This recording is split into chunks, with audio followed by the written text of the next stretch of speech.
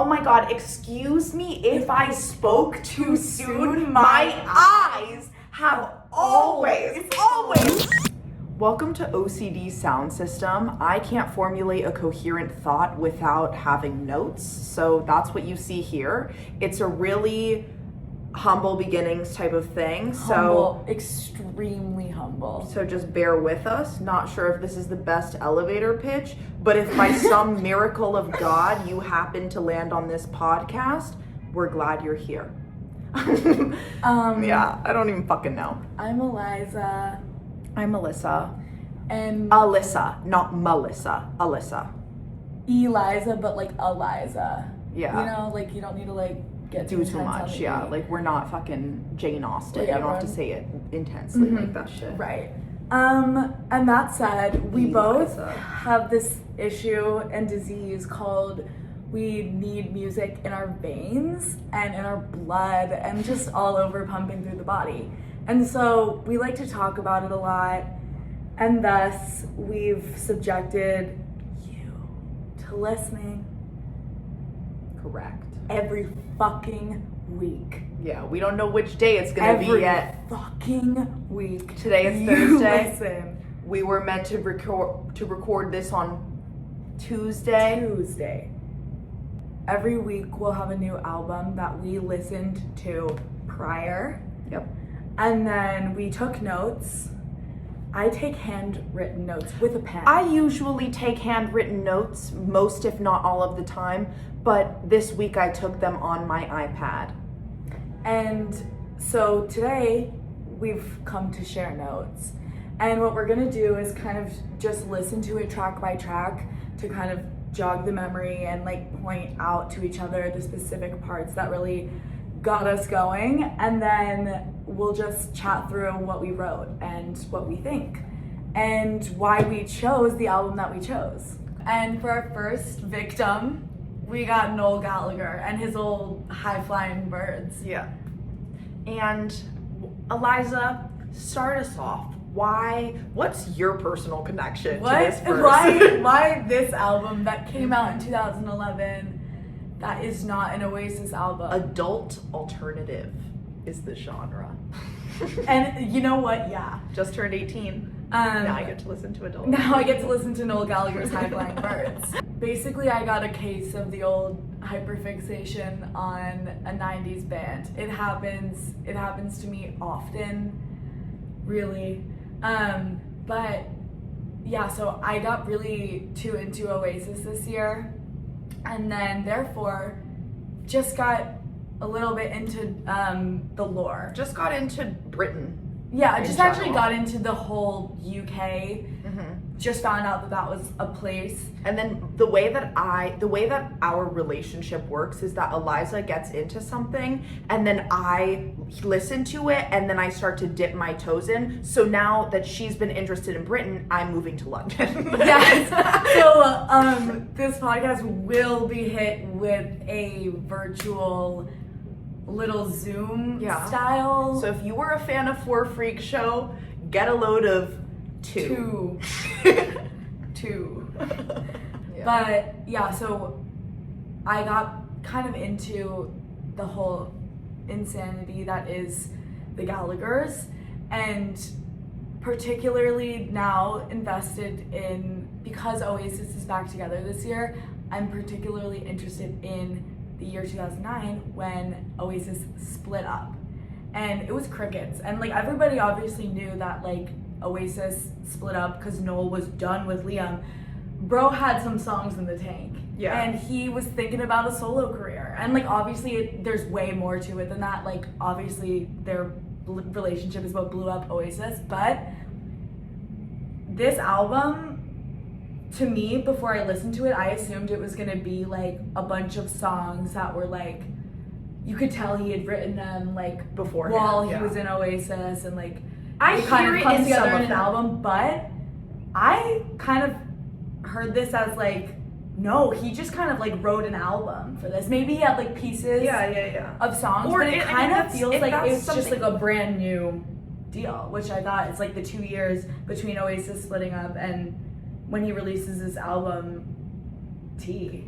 Okay, I guess, I mean, I don't have as much context on Oasis in general. Yeah. But to me, like, obviously the songs that I do know, I kind of heard I heard echoes of that sonic world, like, while I was listening to the tracks on this album. But I don't know, what was more interesting to me, because I don't have that context that you have, was just looking at it in the context of like thematic fascinations that I found. For me, what I really heard was, I heard about a fascination with, well, we'll get into it, but the first thing was like a thematic fascination with like God, spirituality, angels, like that whole thing, which, I mean, I'm always gonna find that in music, just because like that was embedded into me and ingrained into me, but that's what I was most interested in contextually. So I would say what I took away and like why I would recommend this album, I guess like saying this before we get into it is kind of stupid, but whatever, would just be, if you're somebody who's interested in other people's perspectives on spirituality, that this album offers a refreshing and very kind of pointed take. Yeah, that definitely, like, it is woven through it, like, blatantly. It's a very of the year in which it was released. For sure. And I think that makes it an awesome, fun little 2011 time capsule. So I'm happy to dabble into the high-flying birds over here. And I'm ready to fly. I'm ready. High. I think this album is so Sgt. Pepper's-y.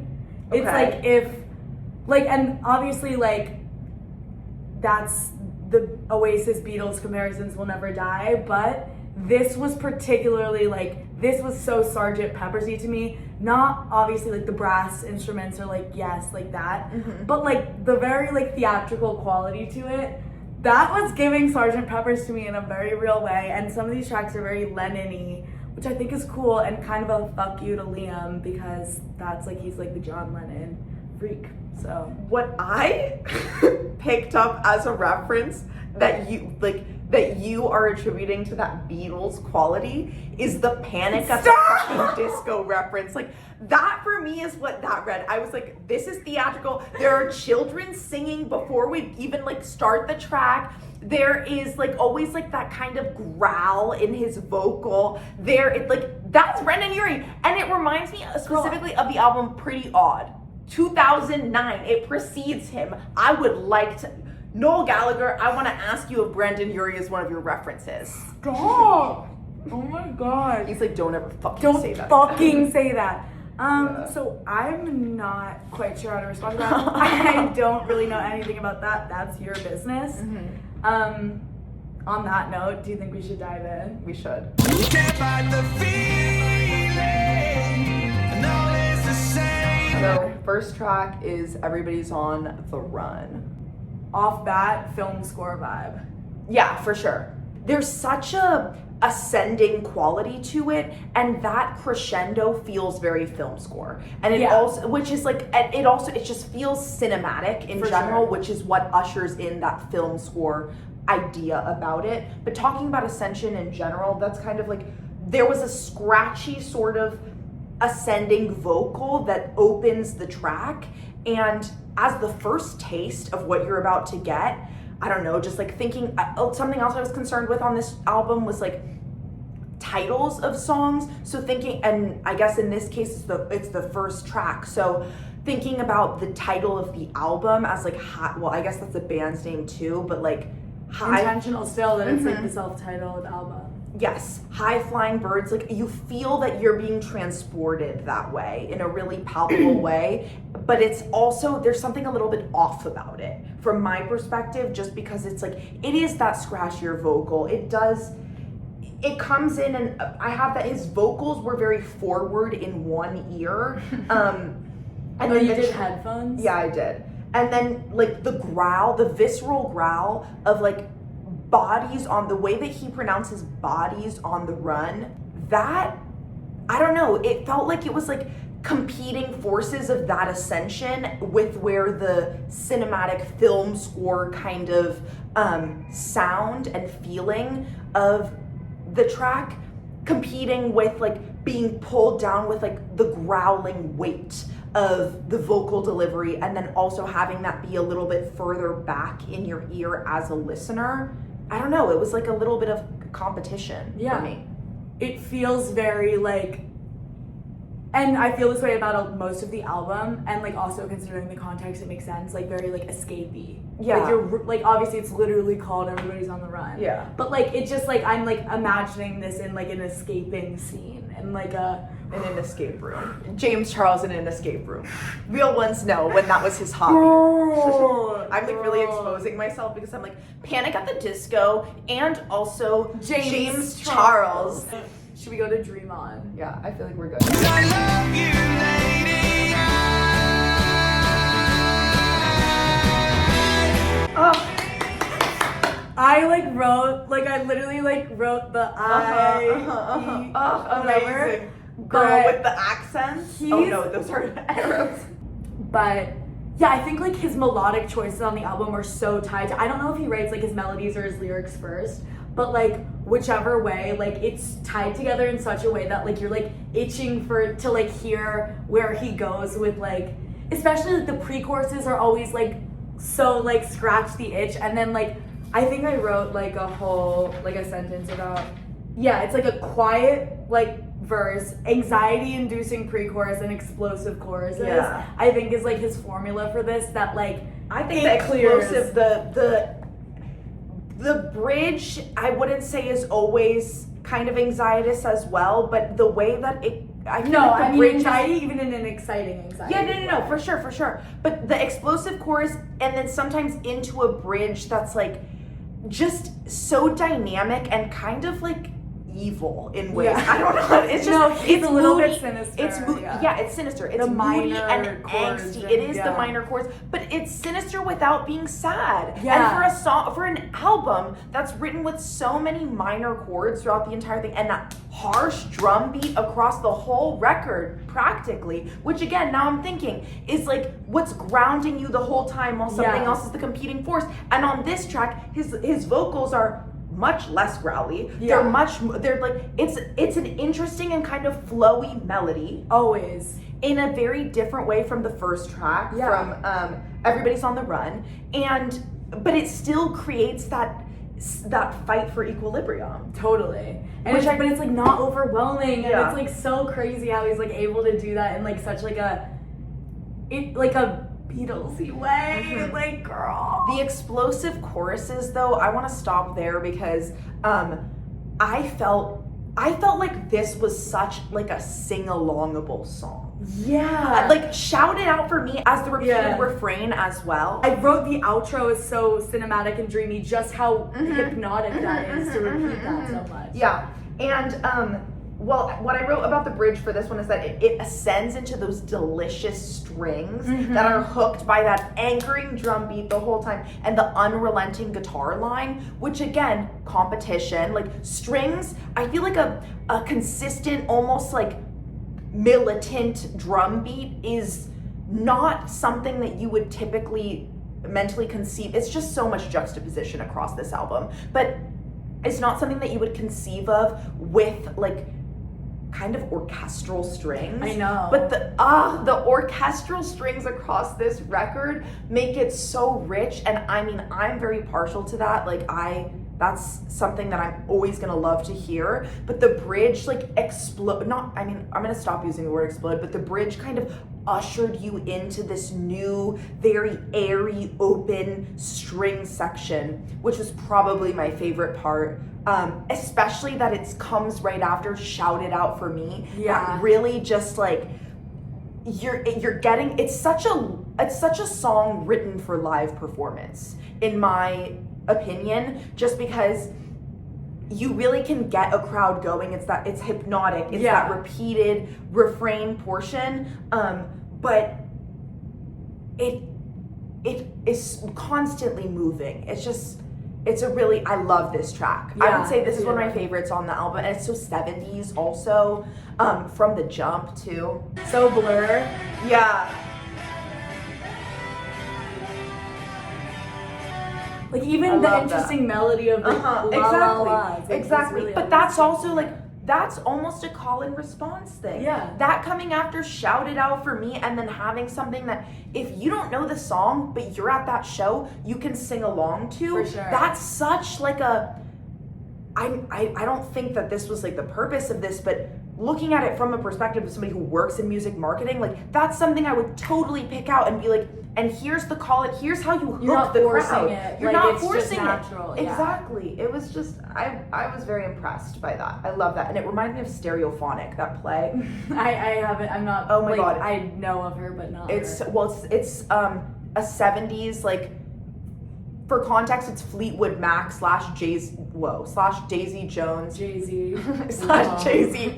Jay-Z and the Six. Yeah, slash Daisy Jones and the Six, the play. Whoa. That's the elevator pitch. This song though, can we just listen to her? I didn't speak too soon. My eyes have always followed you. I called this Yearner's National Anthem. Ugh.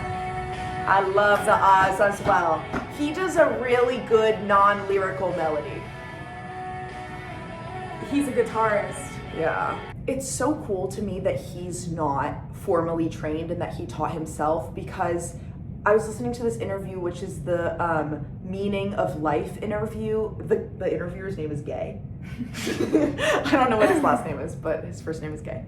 And and I don't know, like, yeah. Oh, so sorry, fuck. I got distracted with all the gay talk. Gay talk. Guy talk. Shot. Shot. Nightmare blood rotation. Nightmare blood rotation. Somber. Role model. James Charles. Guy talk. Lola Young. Guy talk pulls out of the gun. Lola Young. Okay. Okay, so what was I saying? I was saying I think it's great that he's not classically trained, because in this interview with Gay, he said that he thinks that the more that you learn, the less you know, which is like cliche, but kind of true and whatever. But it takes away the raw kind of instinctual quality of whatever you're creating, and instinctual is a really great word to describe this album as well. Like I would put it there. Yeah. For sure.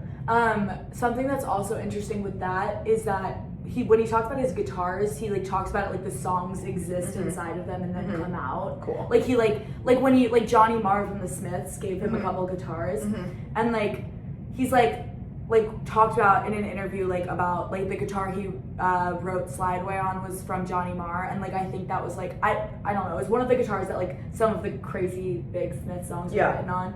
And he's like, yeah, I mean, like those songs like lived inside, like you just play them out of it. Like he's like the first song he played on when he like first played that guitar was Slide Away, which is like just crazy. I don't know if you know that one, but I don't. That was genuine. Condescending. That was not condescending. I was literally just like talking about a song that you probably didn't I don't know if you know that one. Okay, you didn't, and you didn't know it. Well, if I had a gun, I would kill you and myself. Not James Charles though. Not James Charles, I don't know what that is. The way he says, "My eyes have always," that is good shout. Is crazy. And the way his voice doesn't break but struggles a little when he's like, "I'm holding on." Oh. Like it's so good. It's so good. And just like lyrically, absolutely insane that this is a real song. For sure. Lyric callouts for me are "'Cause you're the only God I'll ever need," and kind of talking back about that religious fascination thematically and lyrically across this record.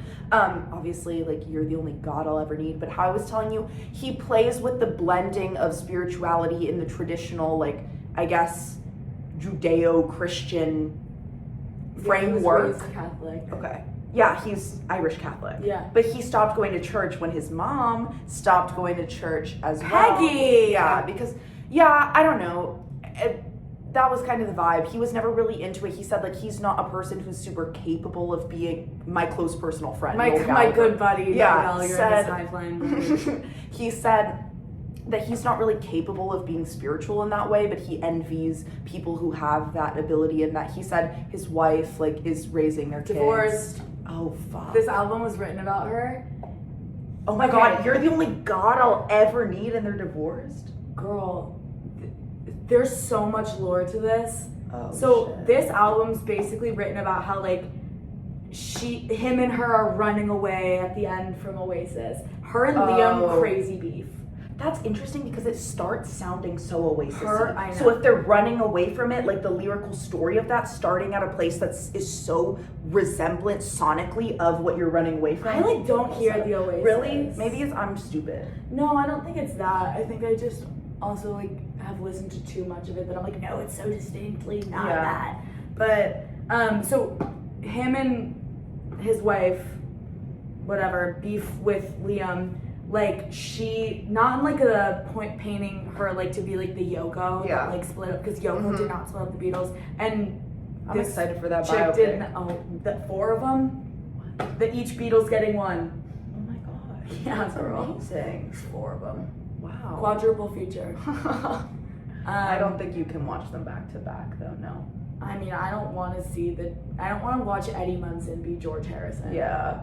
But that's the one that Amy Lou Wood is Patty Boyd. Oh, and like, so I'm sad. I have to Like, watch that one.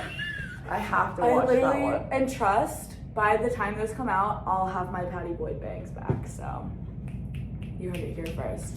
Anyway, when he was married to her, he like didn't speak to Liam ever. So for like 13, I don't know, 15, however many years it was, they did not speak. Yeah. And then he gets divorced, and boom, Oasis is reunited. Interesting. What's Whoa. that? Not pointing the finger at anybody. What's guys. the wife's name? Ex-wife? Sarah. Sarah. Fuck, she broke up the band. Fuck. Never let a woman get between you and your homies, brother. you and your brothers. Yeah. Well, it's because they had an incestual relationship. That's why the wife got between. Girl, Liam wrote a song called Guess God Thinks I'm Able. And then like Noel was Cain. Wait, okay, why are they so religious? They're like incesty and Yeah, weird. they Like are. it's like Damn. I don't wanna. Now, damn, Noel's not gonna repost this. On No, his I know. IG We're like story. seriously fucking his Fuck, brother. yeah. Girl, you're the only god I'll ever need. Yeah. But it's, then it's like, about Liam. That's the conspiracy. Girl, Liam literally claims every Oasis song is written about him. He's like, no, that one's actually about me. No, that Right. one's about me. And they're all like, Both of them are so slide fucked up. in, baby. You Girl, know, they're hopefully we don't get fucked up. copyright for that. Fuck, shit, I sounded so good. They I were got fun. Liam next to me. Fuck. I guess that makes me. I'm Cain. Yeah, You're able. I'm able, so you kill me. If I had a gun, you guys. Yo. Okay. More than that, I wanted. Or Yeah, okay. Moving on from that. When you mentioned like I'm not gonna sing it because like fuck it, but the section, it's so smooth. Those ahs are like caramel. The way that they move through, it's just like delicious. And again, another like scream sing kind of song, album made for live. I don't know. Yeah, but you're the only god I'll ever need is a Frey ass line, which is what I've been saying. But I don't know. I feel like the Frey also felt like it was like at the time. That's such a Noel Gallagher line, though. Okay. to Well, me. sorry that Noel Gallagher's in the Fray. The He high flying came birds are first. the Fray. Yeah, maybe the Frey or Oasis Yeah, then. that's true. Emo Oasis. No, I feel like the Fray kind of. The reason I liked the Fray so much was. And you know what? There's no song that like makes you. It's a scream sing song. Like it elicits emotion in the same way as this. Crazy. It literally That like. song goes crazy. I don't fuck with How to Save a Life like that. I But do. Over my I head. do. Over my Cable head. car. Cable car, girl. Girl, that song is crazy. Wait, I need a Noel Gallagher's High Flying Birds cover of Over My Head Cable Car. Meow. Yeah, get him on BBC. Yeah. Well, Radio the thing 1. is, when he does, like, you know, like the Spotify singles, when he, like, covers something, Uh-huh. he just covers Oasis songs. I'm Fuck like, boy. off. That's so conceited. Boy. Yeah, I don't know. This is what I was talking about, like thinking God and love exist as one entity, and God is within anybody that you love and within life itself. Like that's really, this song was the the anchor of that school of thought for me, of what I had described before, of like really being interested in that fascination. This song is what elicits that comprehension from me best. Yeah. Girl, Also, there's a romance to it of, oh my god, excuse me if I spoke too soon, my eyes have always keyword, across followed you around the room. Around the room. Because you're the only god. Yeah. Like that's, I'm holding on and waiting for the moment to find me. That's me. he was codependent. Oh yeah, girl.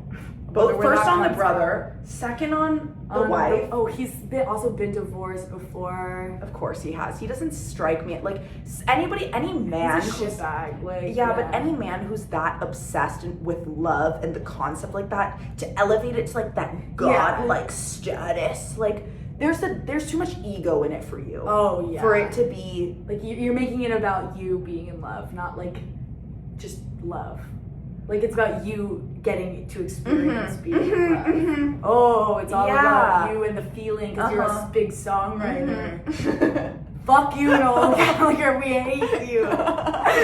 It's all about you and the feeling. Again, it's his job and he's really good at it. Yeah, I'm like, this is an amazing album. Like, this isn't like you're the only god I'll ever need. Yeah. Okay. And I don't even need to listen to The Death of You and Me because like I like am hearing it in my head. Yeah, because it transports you to Louisiana, evil Bourbon Michael Street. Bublé. Evil Michael Bublé, like welcome Christmas time. Evil Michael Bublé, also evil clown, sinister in the Louisiana streets. Like it like gives you like a little like it's like weird and like parade music kind of. It does feel in like a that. very like clownish, comedic. Like it doesn't take itself seriously as a song, but also it's like very intense. Like the lyrics are extremely intense. For but sure. it's like a song. Again. Yeah. The back Again. 6, 7. It's again the Cutting that out. I'm cutting that out. This is brain rot. I know. Okay. Okay. This is, what was I gonna say? Oh, again, it's the duality of it, like the push and pull. Yeah. But this, my first note, a second after emo clown music, is itching to say Panic at the Disco reference. Like this is such a Panic at the Disco kind of song for that clown, swirling, kind of woozy. What I hear in my head when I think about this song is it's a string scratch. I don't know. It sounds like it's some sort of like violin or like something, like but it's a woozy, swirling scratch. That it's so good in the context of the song, but it sounds so terrible to describe, which is just like, that's just a cool thing, but that's what makes this so offbeat and clowny that way. There's like and then there's like a very Lennon-y quality to it for me.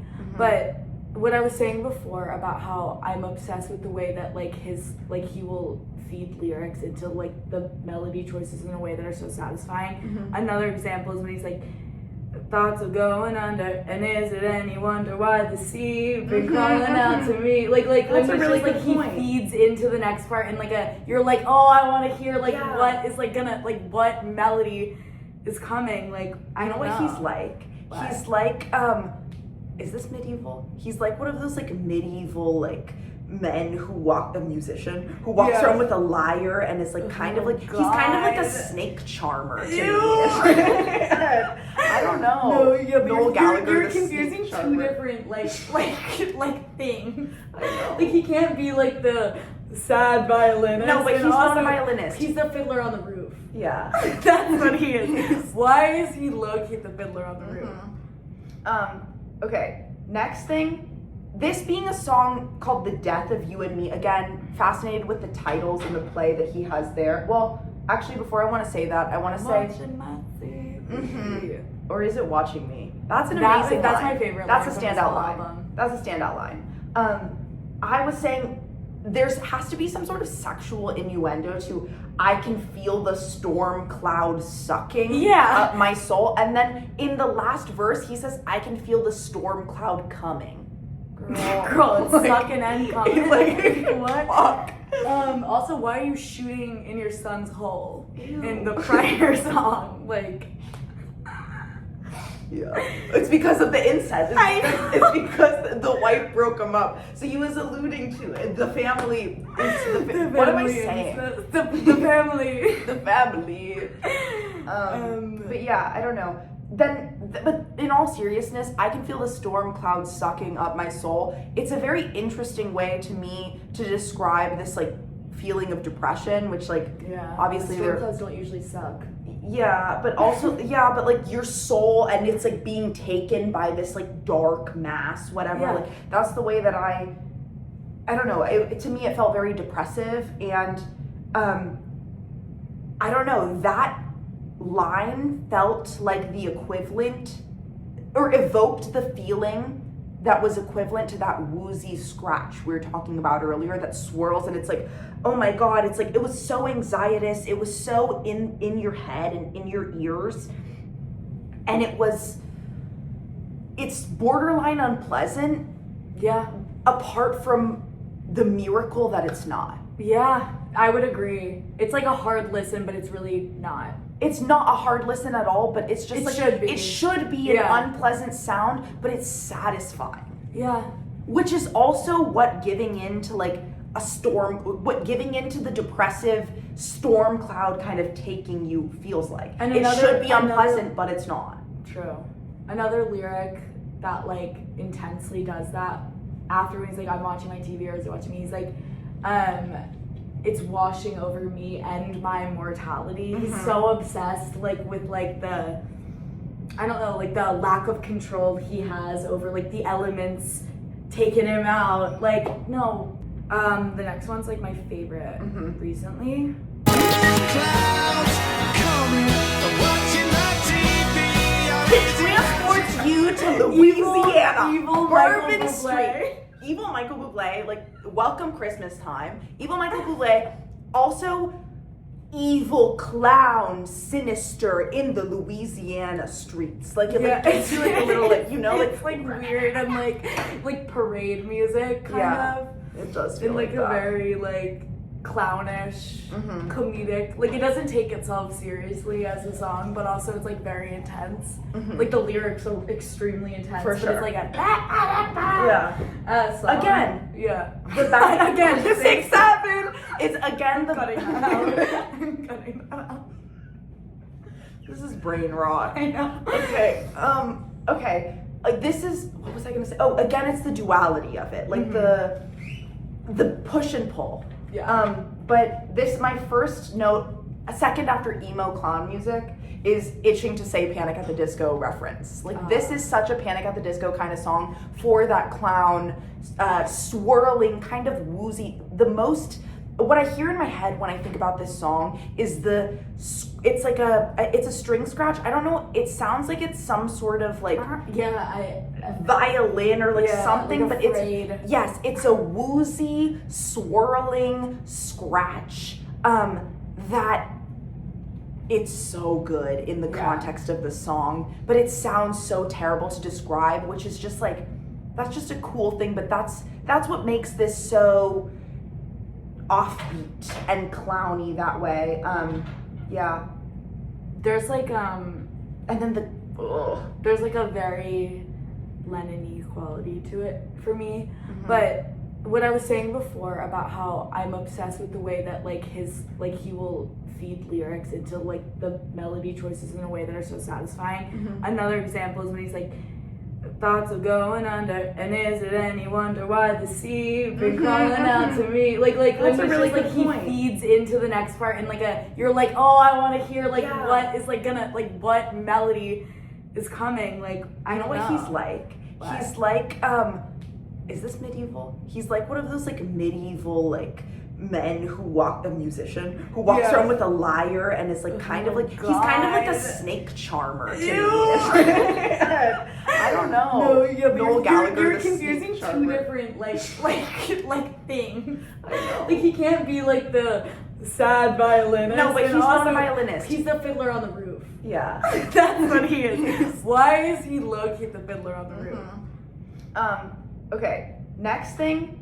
This being a song called The Death of You and Me, again, fascinated with the titles and the play that he has there. Well, actually, before I want to say that, I want to say... Watching my TV. Or is it Watching Me? That's an amazing That's line. my favorite That's line a from this standout whole line. album. That's a standout line.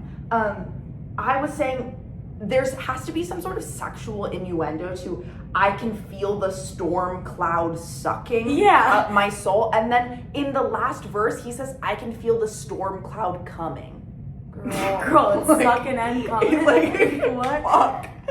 Also, why are you shooting in your son's hole in the prior song? Like, but in all seriousness, I can feel the storm cloud sucking up my soul. It's a very interesting way to me to describe this like feeling of depression, which like obviously storm clouds don't usually suck.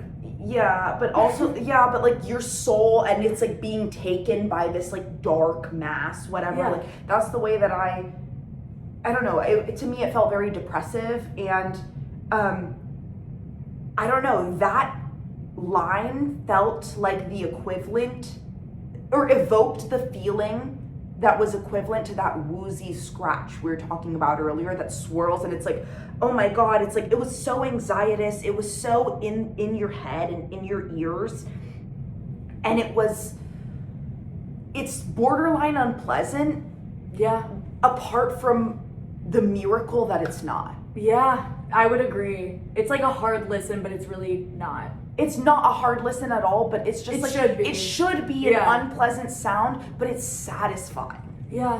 Which is also what giving into like giving into the depressive storm cloud kind of taking you feels like. And it should be unpleasant, but it's not. True.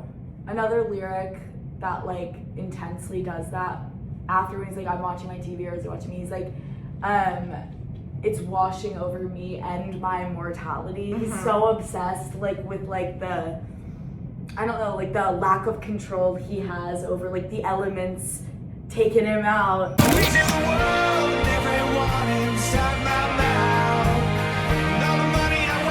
I want to live in a dream in my record machine. Yeah. Also, the beginning's like Christmassy. It's like sleigh bells. Yeah. But it feels like low-key kind of, again, Sgt. Pepper's. There's like a Mellotron on it. That's Panic to me. Girl, the bells. It's children. No, I'm not talking also. about that. I'm talking about the Mellotron. Oh. I love the lyrics of the choruses. I think they're very fun. And like, I just think the song is like a break from like how depressing the rest of the album is. But also it's so not depressing to me. Well, okay, yeah, but like this song, I don't think is like at all touching upon depression. Yeah, for sure. I mean, but I guess I don't know. He's like talking about wanting a piece of the world. I have a high. Yes, this is okay. That brings me to my point. I feel like this is a much more childlike and whimsical song to me. Which I mean, it makes sense. Obviously, there are children in the beginning of it, like kind of to bring the song into being, but.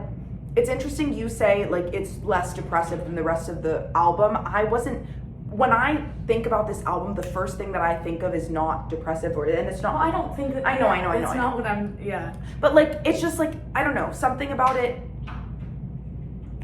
fired something in my head that I didn't agree with. Of you saying depressive about that, you know. So it's interesting. I don't attribute the rest of the. I mean, just they all kind of have very depressing undertones. The songs. Yeah, for sure.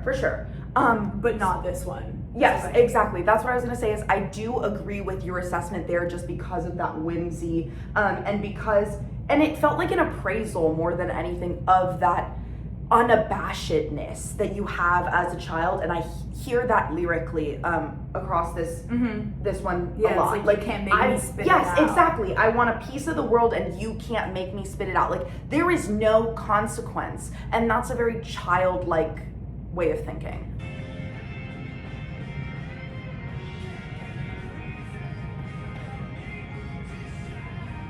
Love that.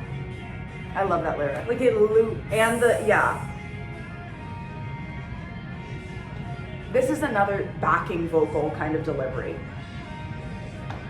That's a lead vocal, but it doesn't even sound like it's a lead. So fucking good. So good. So good. And like totally like slept on this the first time I heard it. Really? Like was like, ooh, that was good. And No, then like this I heard it the second time, I was like, this moved me. girl, next track we're One more taking thing that- about this yeah. one. The song ends so cockily, and I don't even care.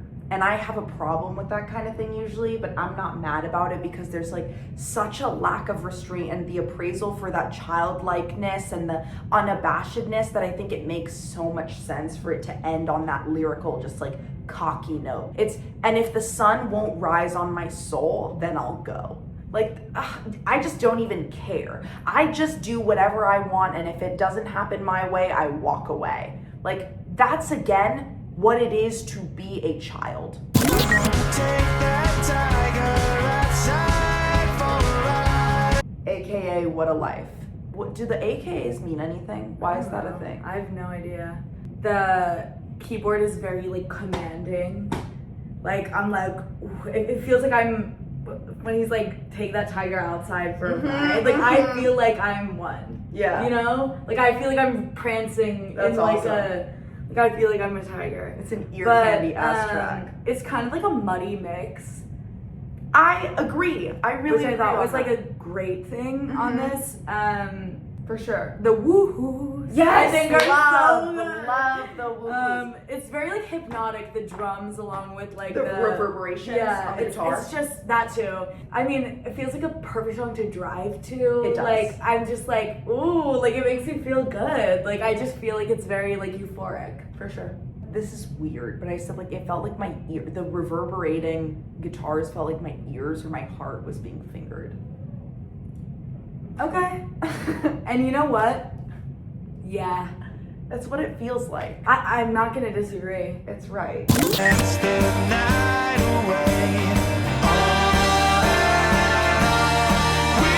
away. Soldier Boys and Jesus Freaks. For this one, I just thought it was like lyrically impressive. I didn't love it sonically. Agreed. Here's where the album tapers off for me. Okay. And here's where I stop caring as much as I have for the past however many I'm with minutes this you. is gonna be. Because this one's fine. AKA Broken Arrow, I'm obsessed with. Yes. The other two, I'm like, Agreed. okay. But Agreed. anyway, But there are moments. I like on Soldier Boys and Jesus Freaks, I like the double track vocals, very Beatlesy, whatever. tambourine How many too. times can I say that? Which the tambourine's very Oasisy, which I love. Okay. The echo on Jukebox when she's like, she might dance the night away, but the echo on Jukebox I thought was fun. Like I feel like it was like a song that like made me forget that I was listening to a Noel Gallagher's High Flying Bird song. Okay. And that reminded me, so Cool. I thought it was good. My big takeaways were the same. Yeah. I also like didn't give a fuck about that one so much, but let's move on to one that we both did, aka Broken Arrow. Yeah.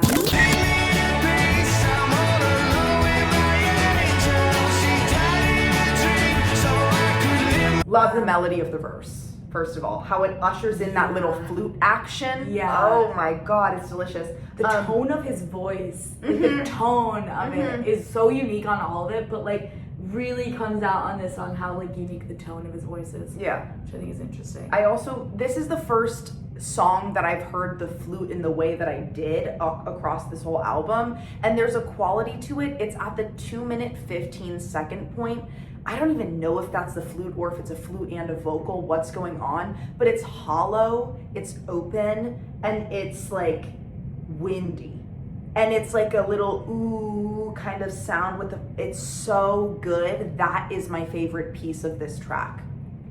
This is not something I said at the end of AKA What a Life, I don't think, but the whole time there was a continuing outro, like the final note of that song pulls a little bit longer than the rest of the album, and I wanted more. I was left like still yearning for more, and I got it on AKA Broken Arrow. It was not the same thing, but it was the equivalent of that dragging out suspended last note, and on this track it was like a needle drag. And you know, based on what I was saying about that woozy kind of like viola, like fucking cello sound on that, I don't know which song I was talking about, but you know what I'm talking about, Yeah, that like woozy swirly one. I think that was What a Life was No, it was on Death of You and Me. Yes, it was on Death of You and Me. I got what I had been craving from the first AKA on the second AKA track. Valid. Which makes me think that there has to be some sort of link there. There definitely has to be. I don't know why. It's a weird AKA. I don't understand it. Yeah. But I like that it's like a lower vocal register. I think that like changes it a lot and like is why I find this track so interesting in the last half of less interesting songs. Mm-hmm. Which is the curse of having an album, really. Yeah. I feel like the first half of the album, in most cases, I'm gonna find more interesting. And then last thing about Broken Arrow is I love the lyric switch in the last chorus from like I'm on the side of the angels to leave me in peace, I'm all alone with my angel. I was like, oh, like that's so like I just left Oasis, I'm with my hot wife. I'm with Sarah. Leave me in peace, I'm all alone with my angel. She just saved me from my psycho brother who's who trying to fuck me. Like, it's like anyway, like I think it's like so like like he's so personality in his lyrics. For sure. And it's so funny because he will like to the ends of the earth be like, my lyrics mean nothing. Like my lyrics are just coming from wherever. Like I know what they're coming from, but like it like girl, like shut up. We also know where it's coming from. We know where it's coming from. We can hear it. The storm cloud sucked and it's gotta come. Girl, so the storm cloud's coming and sucking. I think we're good to move to Stranded on the Wrong Beach.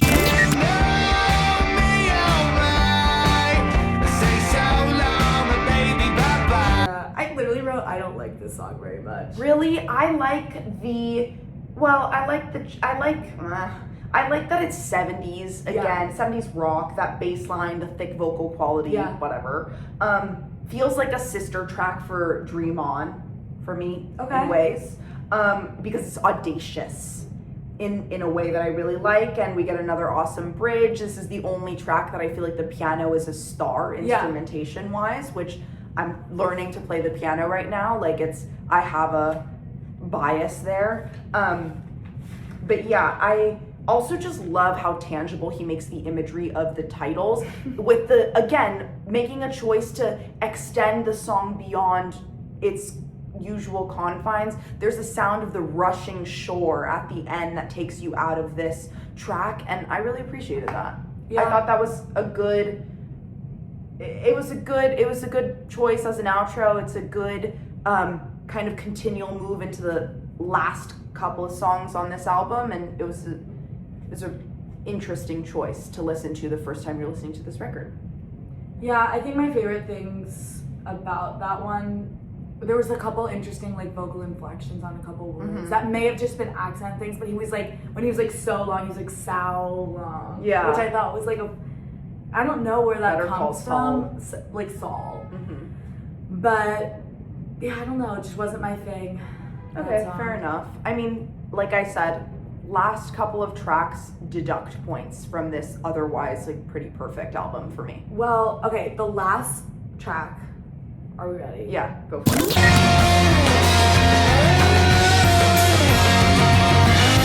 Stop the clocks. Yeah, I think that on the whole, this song it made me sad to listen to it because of the lyrics. Because Lock the Box and Leave It All Behind feels so about Oasis. Where Will I Rise is so like, what the fuck is gonna happen like, what with am this I gonna album? do? Do you guys even fuck with me? Like, yeah, existentialism on it's the just track. bleak.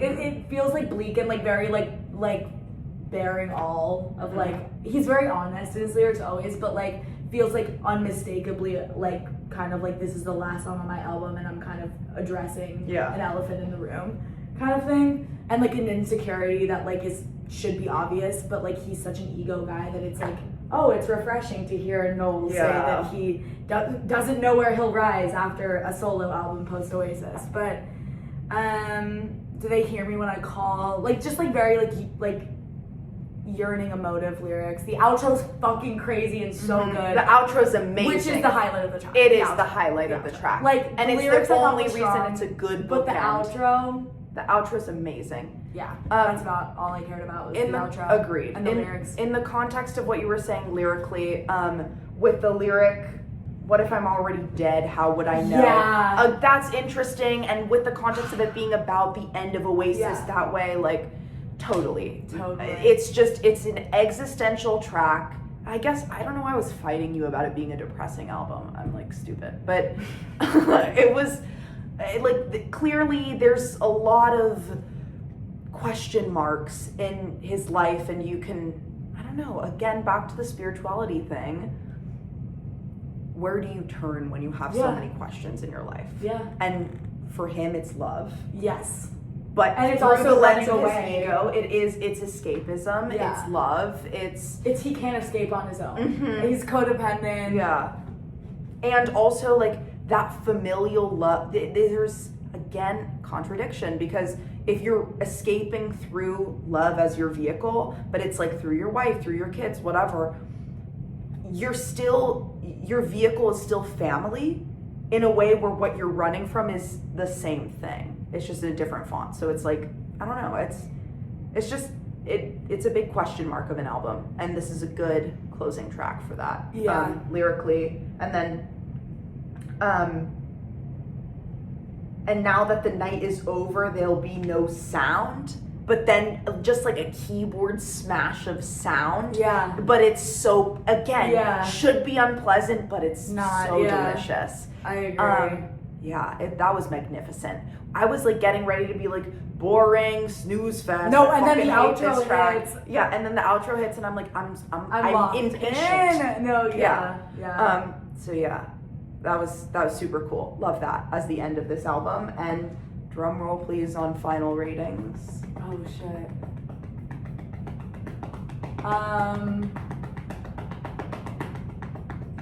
You go first. 8.79 storm clouds sucking out of 10. Really good, really good. I would give it